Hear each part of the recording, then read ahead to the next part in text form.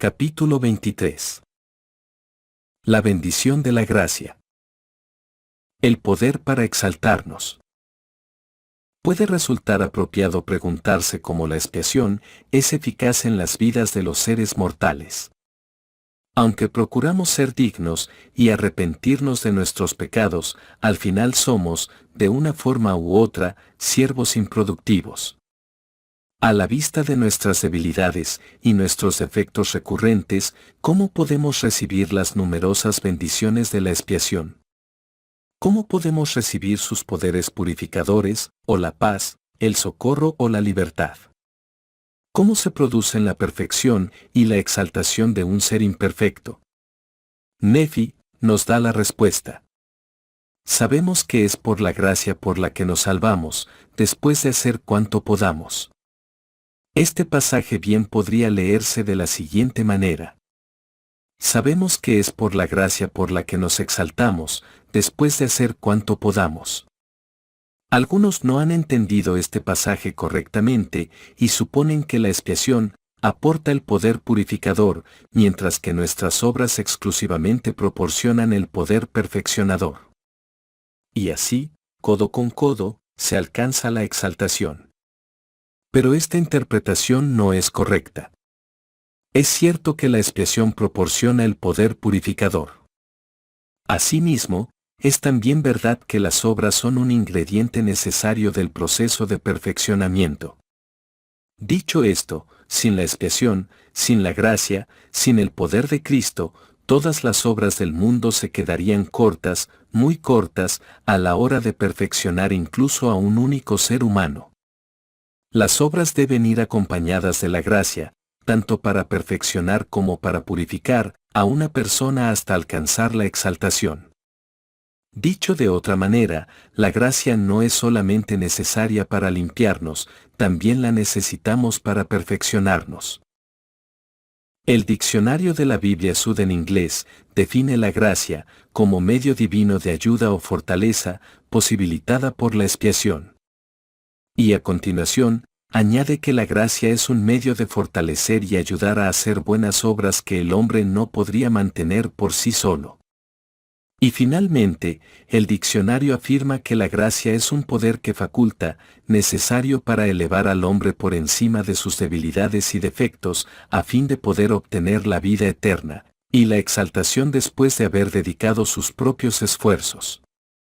En definitiva, la gracia es un don de poder divino, que la expiación hace posible y susceptible de transformar a un simple mortal, con todas sus carencias en un Dios, con todas sus fortalezas, todo ello siempre y cuando hayamos hecho cuanto podamos.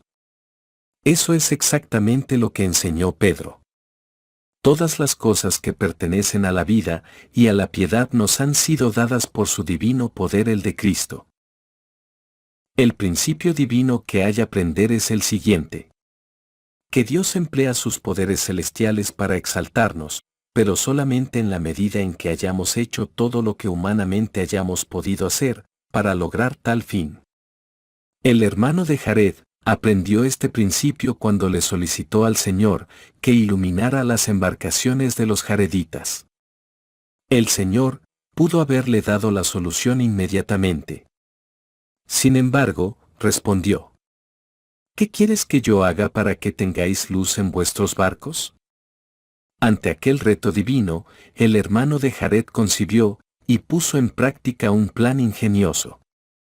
Fundió de la roca 16 piedras transparentes que llevó al Señor, a quien le solicitó que las tocara para que brillaran en la oscuridad.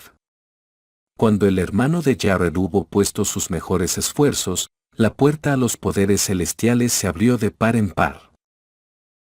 El levantamiento de Lázaro, de entre los muertos, ilustra de manera dramática esta misma ley celestial. El Salvador se acercó a la tumba o cueva en la que el cuerpo de Lázaro llevaba depositado 4 días. Les mandó a los más cercanos que quitaran la piedra que cubría la entrada. Entonces en alta voz gritó: Lázaro, ven fuera. Y las escrituras indican que el que había estado muerto salió, atadas las manos y los pies con vendas y el rostro envuelto en un sudario. En ese momento, Jesús mandó a los que miraban que desataran a Lázaro. Cabe preguntarse, ¿por qué no quitó Jesús la piedra con una demostración de su poder? ¿Por qué no desató él mismo el cuerpo revivido?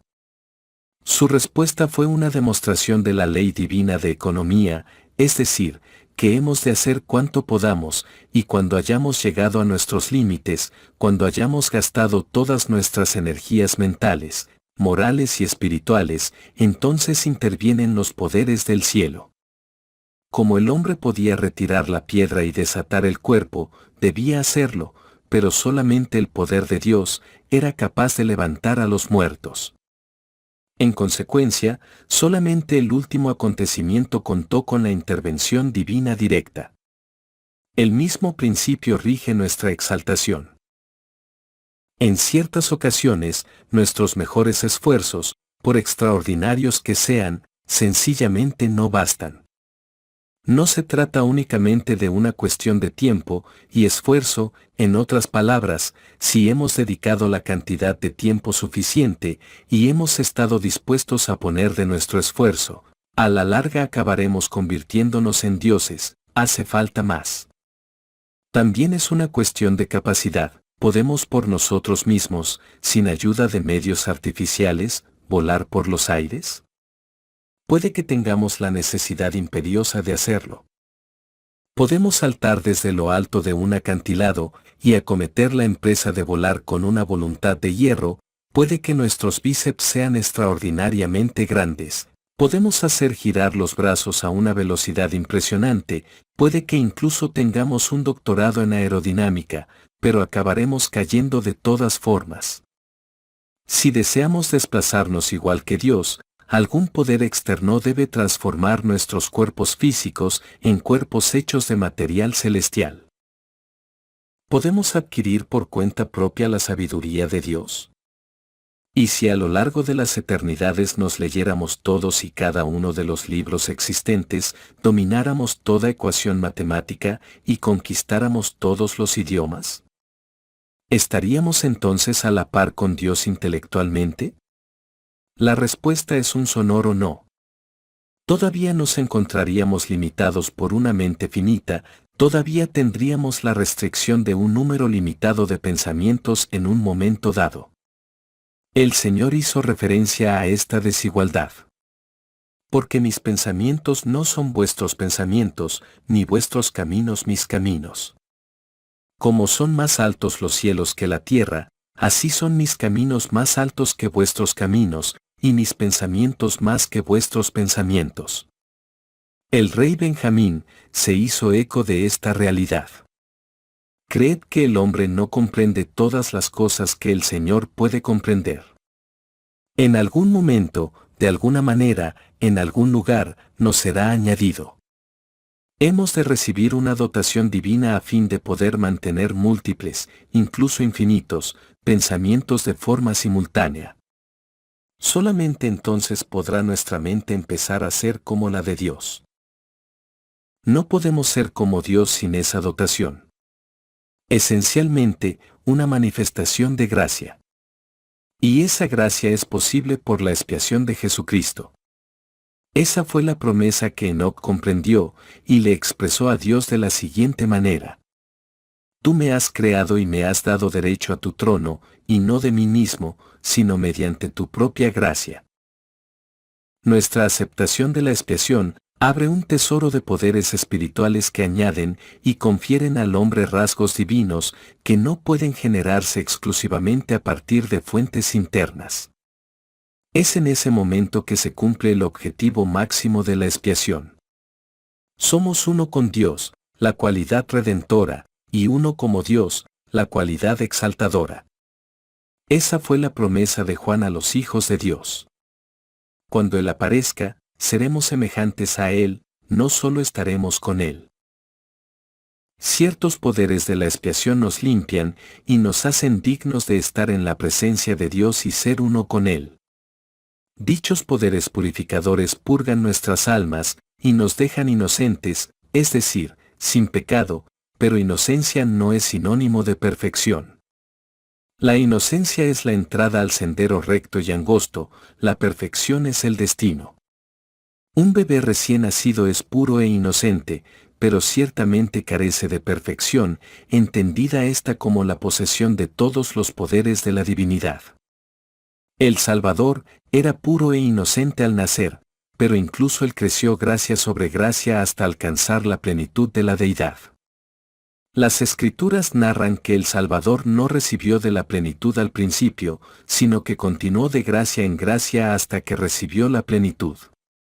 Joseph Fielding Smith se refirió a este viaje progresivo de Cristo. Aún el propio Cristo no fue perfecto al principio, no recibió la plenitud al principio, sino creció en fe, en conocimiento, entendimiento y gracia, hasta que recibió la plenitud.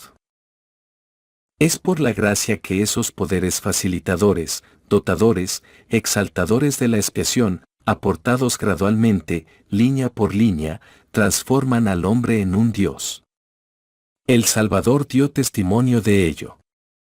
Él nos exhortó a que escucháramos el mensaje de Juan, relativo a la gracia, a fin de que viniéramos al Padre en su nombre en el debido tiempo recibir de su plenitud.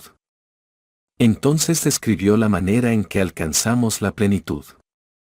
Porque si guardáis mis mandamientos, recibiréis de su plenitud, y seréis glorificados en mí como yo lo soy en el Padre, por lo tanto, os digo, recibiréis gracia sobre gracia.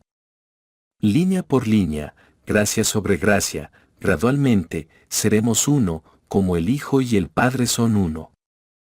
Eso es exactamente lo que enseñó el profeta José. Vosotros mismos tenéis que aprender a ser dioses, como lo han hecho todos los dioses antes de vosotros, es decir, por avanzar de un grado pequeño a otro, y de una capacidad pequeña a una mayor, yendo de gracia en gracia, de exaltación en exaltación, hasta que logréis morar en fulgor eterno, y sentaros en gloria, como aquellos que se sientan sobre tronos de poder infinito. ¿Cómo recibe la gracia un mortal? ¿Y cómo se nos transfiere esta gracia? ¿Cómo transmite Dios cualidades y poderes divinos a un simple mortal? El medio para la transferencia de los poderes y los rasgos divinos de un ser divino a un hombre corriente es el Espíritu Santo. En una cita clásica, el elder Parley P. Pratt describe su poder refinador y perfeccionador. El don del Espíritu Santo estimula todas las facultades intelectuales, incrementa, amplia, despliega y purifica todas las pasiones y afectos naturales y los adapta, por el don de la sabiduría, a su uso legítimo. Inspira, desarrolla, cultiva y madura las finas compasiones, gozos, gustos, afinidades y afectos de nuestra naturaleza. Inspira virtud, amabilidad, bondad, ternura, mansedumbre y caridad. Desarrolla la belleza de la persona, de la forma y de los rasgos. Se inclina hacia la salud, el vigor, el ánimo y el sentimiento social. Estimula todas las facultades físicas e intelectuales del hombre. Fortalece y tonifica los nervios. En pocas palabras, es por decirlo así, refrigerio para los huesos, gozo para el corazón, luz para los ojos, música para los oídos y vida para todo el ser. Todas estas cualidades divinas, tan elocuentemente expresadas por el elder Pratt, se etiquetan en las Escrituras como dones espirituales o dones del Espíritu. ¿Qué son los dones del Espíritu? Los dones del Espíritu son, efectivamente, investiduras de rasgos divinos, y así, a medida que adquirimos estos dones, nos volvemos partícipes de la naturaleza divina. Cada uno de estos dones es una manifestación de alguna cualidad celestial. A través del Espíritu Santo, cada uno de estos dones puede serle conferido a un ser imperfecto y ayudarle de esta forma en su búsqueda de la divinidad. El elder Orson Pratt enseñó que estos dones no se han dado solamente para contribuir a la conversión de los gentiles, sino que también están para el perfeccionamiento de los santos. Es una idea absolutamente errada que estos dones se dieron tan solo para el convencimiento de los incrédulos. Pablo, afirma expresamente que los dones otorgados por nuestro Señor, tras su ascensión, eran para otros fines. Estos, junto con muchos otros dones, se dieron, no solamente para establecer la verdad del cristianismo, como afirma Pablo, a fin de perfeccionar a los santos para la obra del ministerio, para la edificación del cuerpo de Cristo. En estas declaraciones descubrimos los propósitos que el Señor tiene en mente al conceder estos dones a los hombres. Se afirma que un propósito es perfeccionar a los santos. El único plan que Jesús ha trazado para el cumplimiento de este gran propósito se lleva a cabo a través de los dones espirituales. Cuando los sobrenaturales dones del Espíritu cesan, los santos cesan de perfeccionarse, por lo cual no pueden tener esperanzas de obtener una salvación perfecta. ¿Ha dicho Jesús en algún lugar de su mundo que su plan para perfeccionar a los santos cesaría y que la humanidad idearía un plan mejor? Si no es así, ¿por qué entonces no habríamos de preferir el plan del Salvador por encima de todos los demás? ¿Por qué prescindir de los poderes y los dones del Espíritu Santo, que estaban concebidos no solamente para el convencimiento de los incrédulos, sino para el perfeccionamiento de los creyentes? En toda nación y en toda época en que haya habido creyentes, deben existir los dones para perfeccionarlos, de lo contrario, no estarían en absoluto preparados para la recepción de poderes y glorias del mundo eterno aún mayores. De no haber incrédulos en la tierra, todavía habría idéntica necesidad de los dones milagrosos presentes entre los primeros cristianos, ya que si el mundo entero estuviera compuesto de creyentes en Cristo, no podrían perfeccionarse de ninguna manera sin estos dones. Los dones del Espíritu se tratan con largueza en 1 Corintios 12 al 14, Doctrina y Convenios 46 y Moroni 10. Evidentemente, su importancia es tal que Dios está ansioso porque este mensaje se enseñe repetidamente en cada uno de los libros de Escritura Sagrada. Los profetas han dejado claro que tales dones, en su plenitud, están reservados a los fieles de la Iglesia. Pablo dio comienzo a su discurso sobre los dones diciendo: Y acerca de los dones espirituales, no quiero, hermanos, que seáis ignorantes. Pablo dirigía su carta a los santos de Corinto, y de ahí que se refiriera a ellos como hermanos. El encabezamiento del capítulo apoya esta conclusión. Los dones espirituales están presentes entre los santos. La sección 46 de Doctrina y Convenios enseña el mismo principio. Las palabras con las que abre dicha sección son: Escuchad, oh pueblo de mi iglesia. Esta sección revela que los dones son para los que guardan todos mis mandamientos y añade a continuación esta reconfortante postdata: y de los que procuran hacerlo. El Salvador también nos informa que estos dones se dan a la iglesia. En consonancia con esa interpretación, se describe al obispo como el que recibe el poder de discernir todos los dones a fin de evitar confusión entre los que se atribuyen falsamente la posesión de estos tesoros espirituales. Coherente también con estos relatos escriturarios, Moroni confirma que estos dones sagrados solamente se dan a los fieles, de nuevo en referencia a los fieles activos y devotos de la Iglesia. Todo esto parece razonable, dado que estos dones se dan a los hombres por las manifestaciones del Espíritu, es decir, el Espíritu Santo. Por esa razón se denominan dones del Espíritu, porque su origen, su influencia sustentadora y sus cualidades facilitadoras emanan en su totalidad del Espíritu Santo.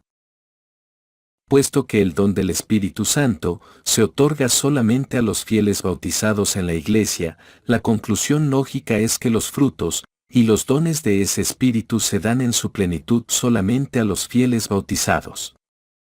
El elder Bruce R. McConkie enseñó este mismo principio. Los hombres deben recibir el don del Espíritu Santo antes de que un integrante de la Trinidad pueda morar con ellos y dar comienzo al proceso sobrenatural de distribución de los dones entre ellos. Así, los dones del Espíritu son para los creyentes, los fieles y los justos, están reservados para los santos de Dios. Con esto no se pretende dar a entender que otras personas no tienen fe para ser sanados, ni sabiduría, ni amor, ya que esas cualidades pueden desarrollarse hasta cierto punto en virtud de la luz de Cristo, la cual ilumina a toda alma, y del mismo modo por esas manifestaciones del Espíritu Santo, que pueden descender temporalmente sobre una persona sin bautizar. Hay muchas personas buenas y honorables fuera de la Iglesia de Cristo que dan muestra de virtudes divinas. Pero la fe en su máxima plenitud, y en su medida más duradera, esa fe que mueve montañas, cierra las fauces de los leones y sofoca la virulencia del fuego, esa sabiduría que duplica la mente y la voluntad del Señor. Y esa caridad que se asemeja al amor puro de Cristo. Estos y todos los demás atributos divinos en su máxima y más grandiosa expresión, en sus proporciones divinas plenas e ilimitadas, solamente se dan mediante el don del Espíritu Santo. Y vienen a los que han abrazado al Salvador y su sacrificio expiatorio y que han dado testimonio de ello mediante el bautismo y la recepción del Espíritu Santo. Razonar otra cosa sugiere que podríamos desarrollar una virtud, hasta su absoluta perfección sin el don del Espíritu Santo y que, de ser posible el desarrollo de esa virtud, entonces se podría mantener que es posible otro tanto con todas las virtudes. De existir un estado de cosas semejante, podríamos alcanzar la condición de Dios sin el don del Espíritu Santo, lo cual es un imposible espiritual. El hecho de si la expiación misma es o no la fuente de estos dones espirituales no parece haber sido revelado aún en las Escrituras, pero ciertamente su disponibilidad parece estar condicionada a nuestra fe en ese acto divino y nuestra aceptación demostrada del mismo. La recepción por nuestra parte de la expiación es la clave para liberar estos dones y todos sus poderes facultadores, pues es la expiación la que nos purifica y nos prepara para ser receptores aptos. Los discursos doctrinales que se hallan en 1 Corintios 12 al 14, Doctrina y Convenios 46 y Moroni 10, detallan los diversos dones del Espíritu. Estos pasajes hacen referencia al don de la sabiduría, el don de una fe sumamente grande, el don de sanar, el don de la caridad, el poder de obrar poderosos milagros, el don de administración, entre otros. La enumeración de ciertos dones por parte de los profetas nunca tuvo la finalidad de proporcionar una lista exhaustiva. Más bien se trata de una muestra representativa. El Elder Macon enseñó. Estos dones son infinitos e interminables en sus manifestaciones, porque Dios mismo es infinito e interminable. Ciertamente, cualidades divinas como la paciencia, la humildad, la integridad, la bondad y el altruismo, los cuales no mencionan los profetas en los capítulos antedichos, son también dones espirituales dignos de obtenerse. El Elder Marvin J. Aston describió algunos de estos dones no tan evidentes, pero que sin embargo son reales y valiosos, como el don de escuchar, el don de preocuparse por el prójimo, y el don de la capacidad para la meditación. El presidente de estaca tiene la responsabilidad de revisar periódicamente las bendiciones patriarcales que emite el patriarca de su estaca. En el desempeño de este deber, descubrí que esas bendiciones estaban llenas de dones que ni Pablo, ni Moroni, nombran concretamente. Entre ellos estaban el don de la compasión, el don de la música y el don de la mansedumbre. Pablo solamente cita algunos de los dones espirituales, para concluir que el más grande de todos es el don de la caridad.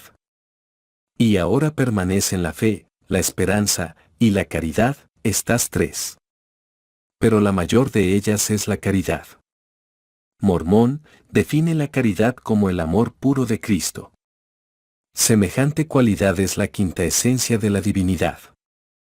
No es de extrañar que Mormón nos implorara al Padre, con toda la energía de vuestros corazones, que seáis llenos de este amor. ¿Por qué? Para que lleguéis a ser hijos de Dios, para que cuando Él aparezca, seamos semejantes a Él. Ese es todo el propósito de la vida, el objetivo primordial de la expiación. Ayudarnos a volver a Él y ser como Él. A medida que adquirimos los dones del Espíritu, la brecha entre el hombre y Dios se estrecha, ya que con cada don que adquirimos avanzamos en el sendero que lleva a la divinidad. ¿Sorprende acaso que el Señor quiera que procuremos estos dones con una férrea determinación? Los dones del Espíritu superan debilidades.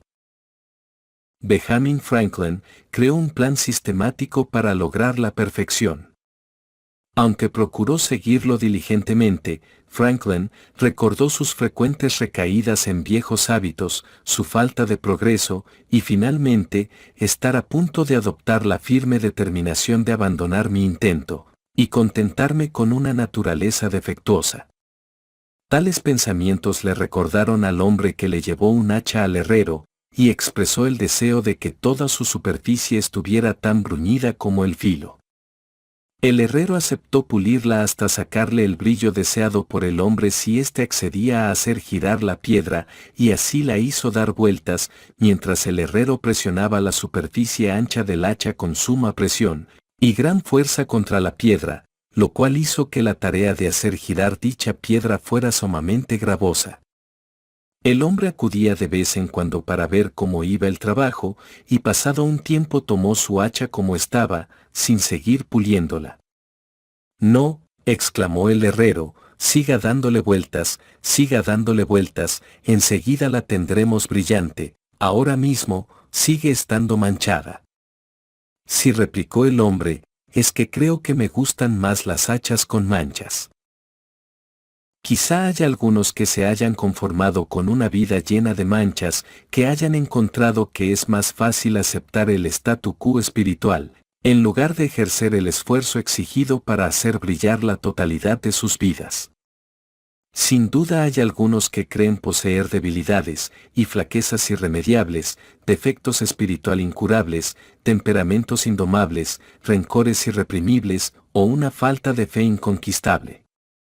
Muchas de estas almas buenas pueden haberse topado con una meseta espiritual. Es mi naturaleza, dicen. Pero las palabras del Señor a Moisés resuenan en nuestras mentes una y otra vez. ¿Quién dio la boca al hombre? ¿No puede Dios, el Creador de todos, formar, modelar, añadir, modificar y ayudar a vencer cualquier debilidad que aqueje a cualquier persona fiel y humilde? ¿No fue esa la promesa del santo mismo? El presidente George Buchanan se refirió a las carencias del hombre y a la solución divina. Reconoció el vínculo entre los dones espirituales y la divinidad. Elocuente y fervientemente exhortó a los santos a que vencieran cada debilidad manifestada mediante la adquisición de un don revocador de fortaleza, conocido como un don del Espíritu. Dijo lo siguiente: ningún hombre debería decir: oh, no puedo evitarlo, es mi naturaleza. No está justificado en ello, y la razón es que Dios ha prometido otorgar la fuerza para corregir estas cosas y dar los dones que las erradicarán. Él desea que sus santos se perfeccionen en la verdad. Para este fin, les da estos dones y confiere a aquellos que los procuran, a fin de que puedan ser un pueblo perfecto sobre la faz de la tierra, pese a sus numerosas debilidades, porque Dios ha prometido otorgar los dones necesarios para su perfección. Si alguno de nosotros es imperfecto, es nuestro deber orar solicitando el don que nos hará perfectos. ¿Tengo yo imperfecciones? Estoy lleno de ellas. ¿Cuál es mi deber? Orar a Dios, que me dé los dones que corregirán dichas imperfecciones. Si soy un hombre iracundo, es mi deber orar pidiendo caridad, que es sufrida y benigna. ¿Soy un hombre envidioso? Es mi deber pedir caridad, que no tiene envidia. Y así con todos los dones del Evangelio. Esa es su finalidad. ¿Cómo adquirimos los dones del Espíritu? Si los dones del Espíritu son el medio por el que nos perfeccionamos, ¿cómo podemos acelerar nuestra adquisición de estos dones? Pablo, pronuncia su discurso sobre los dones espirituales, y a continuación resalta la manera en que pueden obtenerse. Procurad, pues, los mejores dones. O sea, no os contentéis con un único don, pues todo santo recibe por lo menos un don, sino que procurad los mejores dones del Espíritu, y a medida que lo hagamos en una búsqueda ordenada y persistente, procurando diligentemente al mismo tiempo las demás bendiciones de la expiación, el Señor nos guiará por el sendero que lleva a la divinidad. El Elder McConkie reconoció la absoluta necesidad de este empeño. Se espera que las personas fieles busquen los dones del Espíritu con toda la fuerza de su corazón. Pablo mismo estaba esforzándose por alcanzar el premio del supremo llamamiento de Dios en Cristo Jesús, y vuelve a subrayar la importancia de este tema. Seguid la caridad y procurad los dones espirituales. Moroni, hablando directa y francamente a nuestra generación, reitera el mandato. Y otra vez quisiera exhortaros a que vinieis a Cristo y procuraseis toda buena dádiva. Y el mismo consejo recibió el profeta José, para nuestra dispensación. Buscad diligentemente los mejores dones, recordando siempre para qué son dados. El Señor, en su bondad sin límites, busca ansiosamente derramar estos dones espirituales sobre nosotros. Es su forma de impartirnos algunos de los atributos de la divinidad.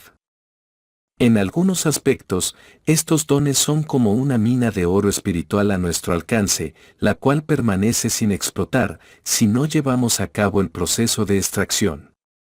Pero ¿cómo sacamos provecho de la mina de oro y adquirimos estos dones del Espíritu, que pueden estar escapando a nuestra mano, estos dones que nos refinan, nos ennoblecen y en última instancia, incluso nos perfeccionan? Ciertamente, la obediencia a la palabra de Dios es necesaria, pero es insuficiente por sí sola. Existe otro requisito previo quizá más sutil. Tenemos que pedir. Hemos de desear los dones tan fervientemente, que esta búsqueda sea una lucha constante e incesante. Mormón sabía que una solicitud informal nunca sería suficiente. En referencia al don de la caridad, dijo que hemos de pedir al Padre, con toda la energía de vuestros corazones, que seáis llenos de este amor. Esto recuerda a uno de los estudiantes que se habían graduado con el número 1 de su promoción en una universidad de élite. Había otros con coeficientes intelectuales más altos, otros con genios creativos más desarrollados. Cuando se le preguntó cómo los había superado a todos, él respondió: acerca de los demás, no sabría decirle, solamente sé que a mí esto me importaba muchísimo. En algún lugar, en algún momento, ese nivel de interés tiene que salir a la luz. La obediencia pura y la resistencia silenciosa no bastan.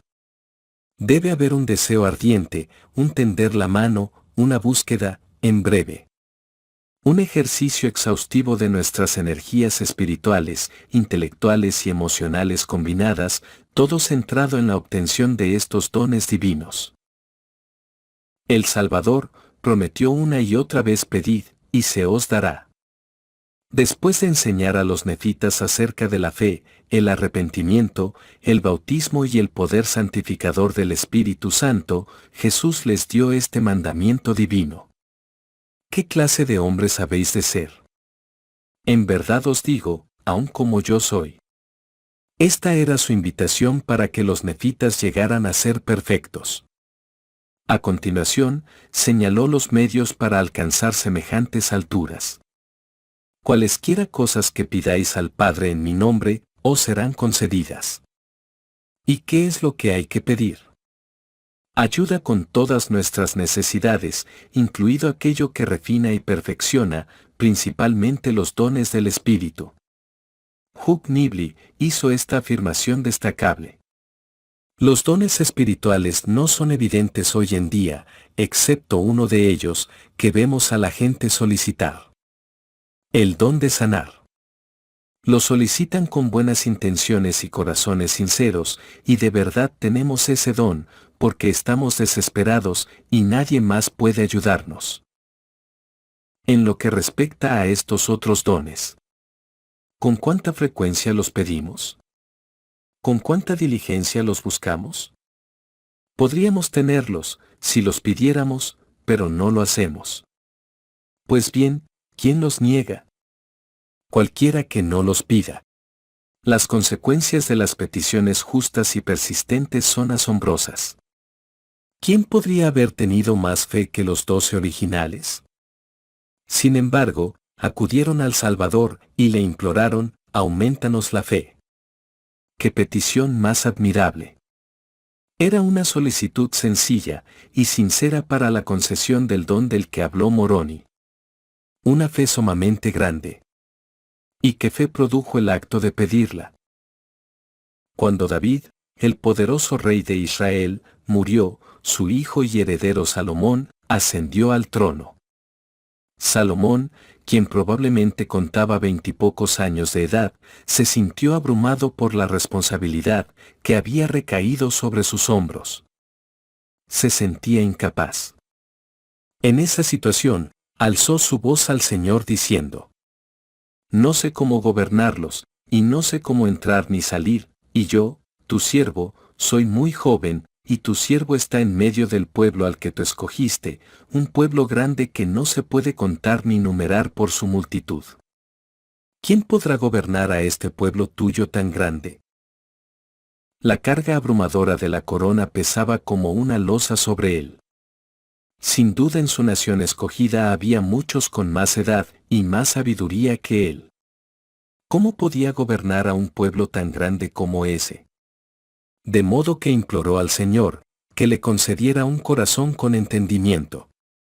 ¿Y cómo reaccionó el Señor a esta petición? Y le agradó al Señor que Salomón pidiese esto. Puesto que había deseado y pedido este don en rectitud, le fue concedido su deseo.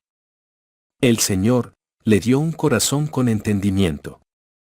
Y según el relato de las Escrituras, Dios dio a Salomón sabiduría y entendimiento muy grandes y grandeza de corazón como la arena que está a la orilla del mar. Y fue más sabio que todos los hombres.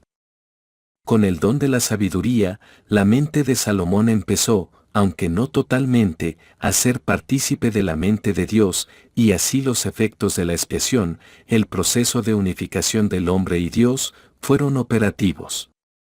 Los dones del Espíritu, accesibles solamente gracias a la expiación, se convirtieron en el medio de facilitar esa potenciación espiritual.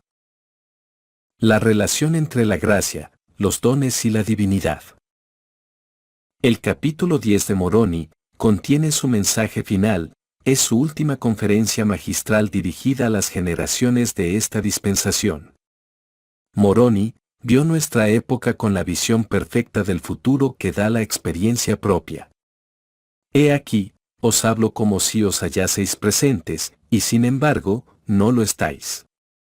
Pero he aquí, Jesucristo me os ha mostrado, y conozco vuestras obras. Con esa visión, ¿cuál sería su despedida final a esta generación que conocía tan íntimamente? ¿Qué consejo podía darles que los ayudara, que los salvara, que los exaltara? Moroni 10 es la respuesta. Moroni describe ciertos dones del Espíritu y concluye con la fórmula espiritual que nos hará como Dios. Y otra vez quisiera exhortaros a que vinieseis a Cristo y procuraseis toda buena dádiva, es decir, los dones del Espíritu y las otras bendiciones de la expiación.